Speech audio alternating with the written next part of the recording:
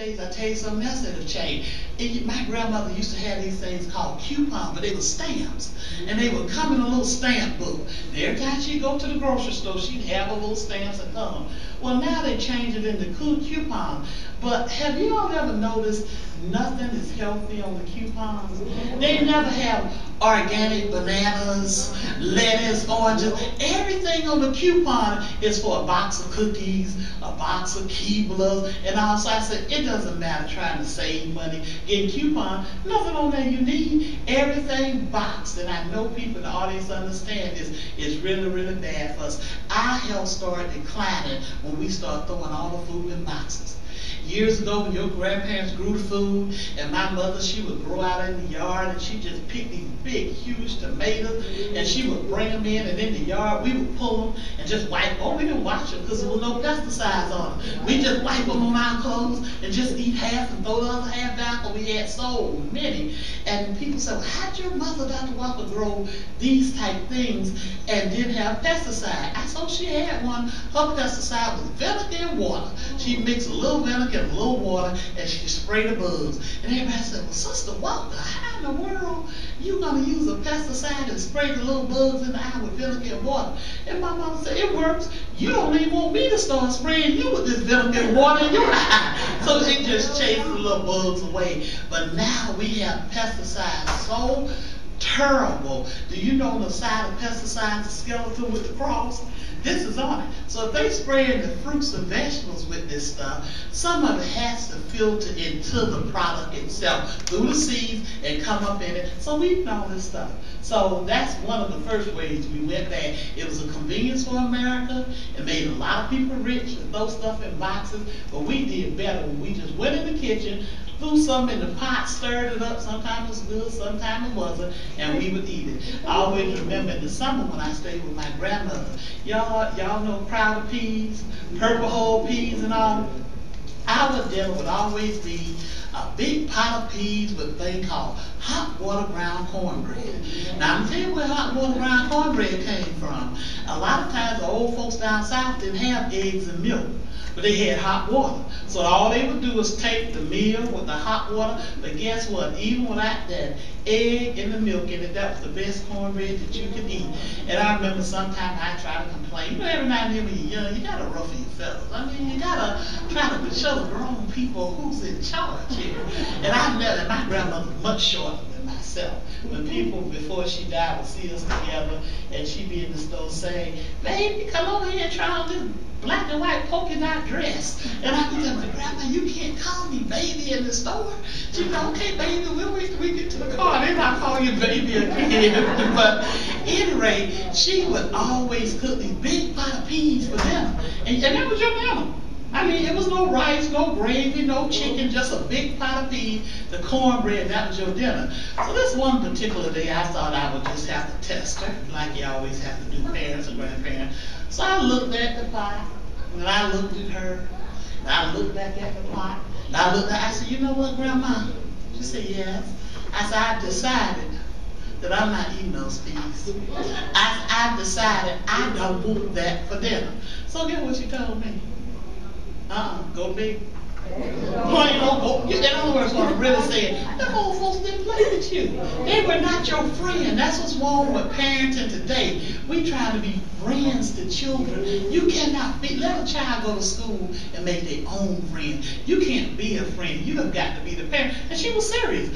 After she told me that, them peas looked like the best thing I ever seen in my life. I killed them all. But I said all that to say we've lost so much control even today over our youth and their eating, which is the problem with them. The reason why they're clocking in now is a nation with the most obese children. We have children now eat McDonald's for breakfast, lunch, and dinner. All three. They said we eat the, what is that thing, the Egg McMuffin for breakfast. We go back and get a hamburger for lunch and chicken fingers or tenders or something for dinner. So 3 times a day, and you cannot get young people to eat healthy food. They just don't want it. You know, you try your best and they just won't do it. And you know what the problem with that is?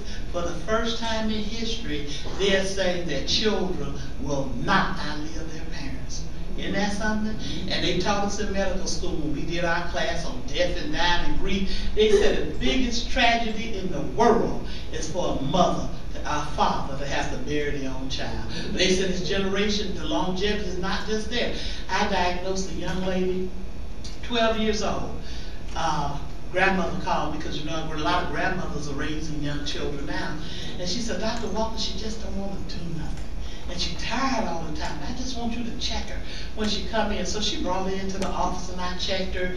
Blood sugar 800, 12 years old. Now you know it's two types of diabetes, type 1 and type 2. Type 1 gets you when you're young, you kind of born insulin deficient. No.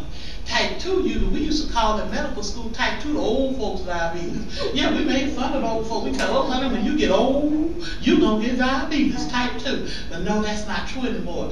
She has type 2 diabetes and she's 12 years old. So I asked the grandmama, I said, well, grandmama, what does she eat all day? Well, Dr. Walker, she likes Oreos, so I buy the ones with the 3 rows and she go up 1 row. And she make her way down this row, and then she starts on the 3rd row. And I said, she cannot eat that kind of stuff. She's 12 years old. So I said, so Grandma, do she have a job? She would, no. My point is, how she get these Oreos? Grandma buy them. So that's why we've got to have seminars after seminars after seminar like this to even teach people how to eat. And I'm going to tell y'all that just a little bit later, how to do it. So the young people are not doing good. Older people, actually, guess what? One of my oldest patients, 103. And she looked good. She come to the office with little heels on. Told me lately she had a boyfriend. Told me her daughter's trying to tell her what to do. And she said, Dr. Walker, it's no way no 88 and 90-year-old gonna tell me what to do. I said, no ma'am. I said, I wouldn't let an 88 or 90-year-old tell me what to do. She said, because I'm gonna. I said, well, how old is your boyfriend? She said, he back now. He's a young man. He's 96.